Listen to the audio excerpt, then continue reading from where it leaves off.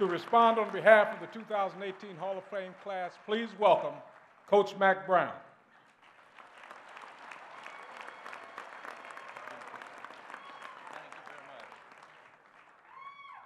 Thank you very much. Thanks, Mom. First, I'd like to say that if Christian Wilkins did not prepare for his speech, I wish I had not either. What a great speech.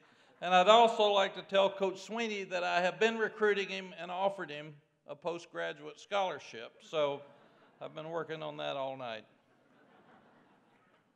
At its core, being a coach means you stir things up. You got to stir your fans up. You got to stir your coaches up. You got to stir your staff up. You got to stir your players up. And often, you have to stir yourself up. But that's what you do. At the end of that, after you stir everybody up, your job is to help young men grow. And you help those young men grow into men. You bring them in, you become an extension of their families, and your job is to help them be better prepared for life after they leave. And you can see examples of that all over the place tonight. I'm honored to soon be inducted into the College Football Hall of Fame. I'm also very appreciative that I get to speak in honor of our coaches tonight. First, we'd all like to thank our families, everybody up here, because coaches and players' families, they're really on a roller coaster. It's up and down, and coaches are gone a lot. You spend a lot more time with other people's kids sometimes than your own. And our families have been wonderful examples for us, and all of us have great families here tonight, and thank you very much. Yes, thank you.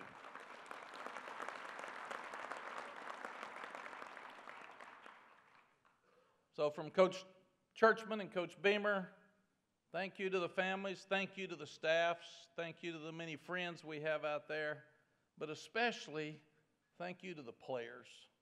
There's so many players that are here honoring us tonight, and it really makes a difference in our lives.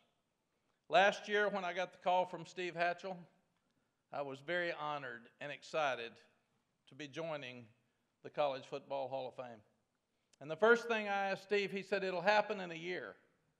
I said, why not now? I want to do it tonight. I want to do it tomorrow. This is fun. And I didn't understand. Because Steve said you need a year to go back and acknowledge and thank everybody that's been involved in your journey. I still didn't get it, because football is the ultimate team sport. It's not about any of us. It's about a village. It's about a family. It's about years of people that have pulled together to make something really, really special. So I go back to Appalachian State, and I see all the ex-players there, and I think, this is really cool. Then I go to Tulane, and the same thing happens. And then I go to North Carolina, and the same thing happens. Then I go to Texas, and all of the guys in my life and Sally's life that trusted us to come, number one. And then did all the things we asked them to do to help us have a great program. Number two, started coming up to us and saying, remember when you told me that? It changed my life.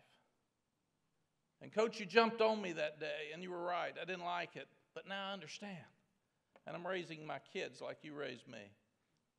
Time and time again, Sally and I realized you better be really, really careful what you say, because the guys are listening. And it was said earlier tonight, you got men that are raising men. And that's what happens. So when we started thinking about coming to this event, after reconnecting with all of the ex-players that we had coached for 30 years as head coaches, it really hit us that we had a void in our lives. I was working for ESPN and ABC.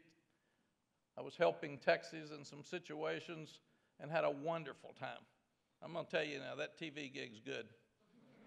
You start giving opinions instead of making decisions. I like that. And I gave some good opinions. And when people would say you're wrong, I said, no, I'm not. It's my opinion.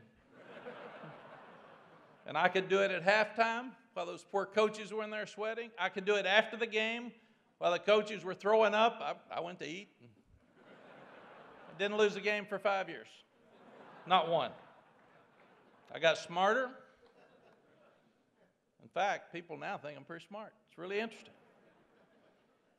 So what happened a week and a day ago, we got a call from North Carolina that asked us to come back, and what we said is, there's a void.